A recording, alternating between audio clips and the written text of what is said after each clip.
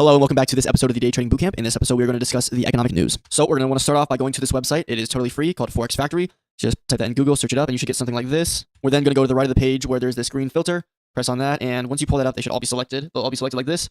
And I like to just turn off all but the red folders. Oh, you keep this one on too. And then since I'm trading a USD pair, I'm going to turn off all of the ones that are not USD and then apply filter. So now I'm going to discuss the different news folders that we're going to get put in for different days. And first of all, we have bank holidays, which is this gray folder.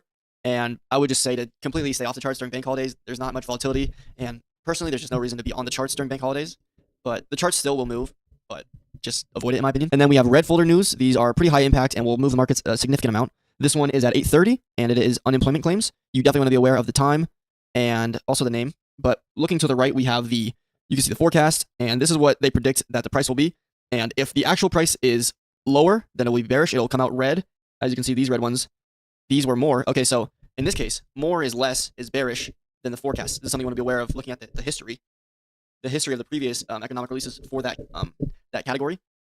As you can see, when we have numbers that are higher, we actually put in bearish price. This number is lower, we have green, so we put in bullish price. Want to be aware of that. And then the previous is obviously the amount that we had before. So we'll also have 10 a.m. news, 10 a.m. red folder news. This one is ISM manufacturing PMI, and this will move the market as well. Really, the main thing that you just want to be aware that news is coming out at a certain time. Mark it on your charts. Put a vertical line that says when the news is going to come out, and just be aware of news coming out because it will affect the chart. We have another 10 a.m. one. This is JOLTS, job openings. And then we have this 8:15 folder, ADP non-farm employment change.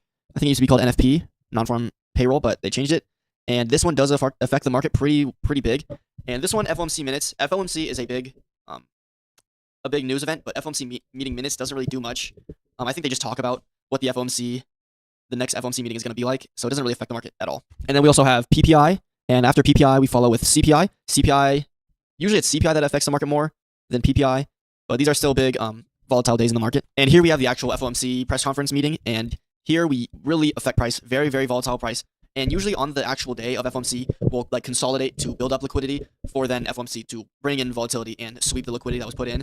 And yeah, so yeah, that is the economic news and how to find it, how to understand what the folders mean. And the main thing is that you can trade on news days. I heard some people say just to avoid trading news days, but news brings volatility into the market and will still continue in the direction of where you want to go. Sometimes it will manipulate in the opposite direction, but that's good for price to continue in the direction you want to see. But I would say just be aware of news. Look at the folders for the week before you start trading on like Sunday. Look at the folders coming up for the week. Be aware of what's happening. Be aware if there's FOMC, if there's CPI, if there's PPI. Be aware of 8:30 news, 10 a.m. news. Just be aware of these things. And yeah, with more experience, you'll start to develop an understanding of what price is going to do. And it just takes time. But thank you for watching this episode. I'll see you tomorrow for day 9. Peace out. This might be day 9. Actually, see you tomorrow for day 10. Peace out.